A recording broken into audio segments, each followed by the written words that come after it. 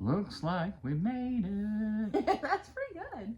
I didn't know if you could pull that off. I was a closet Barry Manilow fan when I was younger. We made it. Week 7. Final week of treatment. Yes. So you finished treatment on Tuesday, which was Christmas Eve. We'll never forget that. We've got great bookends for this experience. Yeah. And then the next day was Christmas Day. And so we had a really pretty great celebration finishing up treatment on Christmas Eve. And then we did some Christmas stuff. And there was lots of stuff that went in the middle of that. Right. So it was kind of a crazy week because it wound up being a hard week. It was a hard week. This is just flat out hard week. Yeah. So, I mean, if you say we made it to what we always expected, which was to make it to hell. So they told us, they weren't unclear about it, that we would kind of start to climb down and that we would hit the bottom, and man, we hit the bottom. We made it. We did. It was, there were a couple of things that were going on. The first thing was that there was no respite from the prior week. In other words, I never got over freezing. Yeah. The week before, metaphorically. And so we're diving back into the hard part of the week, and there were no reserves. Right. And that's different from the previous weeks. And I think if you kind of look back and look at the videos, you can see that. Like we were used to kind of some recovery starting Friday, Saturday, Sunday, Monday, Tuesday would be good days. And by the time we got to the 6th week, for sure, it was harder, and it never got easy again. There were never any easy days. So we got there. We got to the hard spot. So the nausea didn't go away. The pain was more intense than it had been. Yeah. Before I had been dealing with kind of like inconvenience. Yeah, it was uncomfortable. It was noticeable. The pain showed back up. I mean, and almost to the point of surgery type pain. Yep. Which was, I'll be frank, I wasn't really expecting it. But I really wasn't expecting it either. I mean, they kind of said that the people who've had surgery do better than people who haven't, because they've already been to hell, so they know what hell looks like. So there's some wisdom to that or whatever, but I didn't know that you would get all the way back to surgery. And we even kind of used that as a meter stick. Like I was like, hey, does it hurt as bad as surgery? And for several days you said no, but eventually you got to the spot where you were like, this is bad. Like that, This is as bad as surgery. Yeah. The mucus was just crazy. I love it when we talk about mucus. Yeah, I know. It's even better than when we talk about constipation.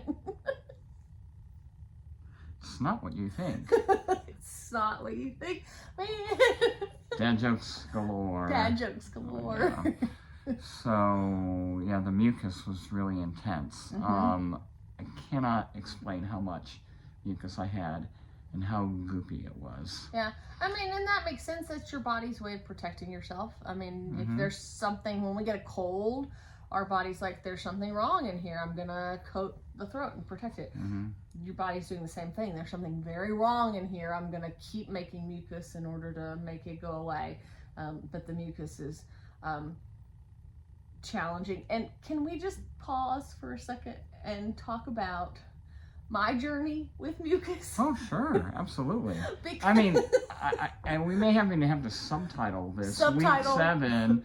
Jessica's journey with mucus. Jessica's journey, and that way, and we'll SEO for it, and all that kind of stuff. Right, because so I, as a mother and a practitioner and a person who interacts with children, deal with all kinds of body fluids, and I am great with them.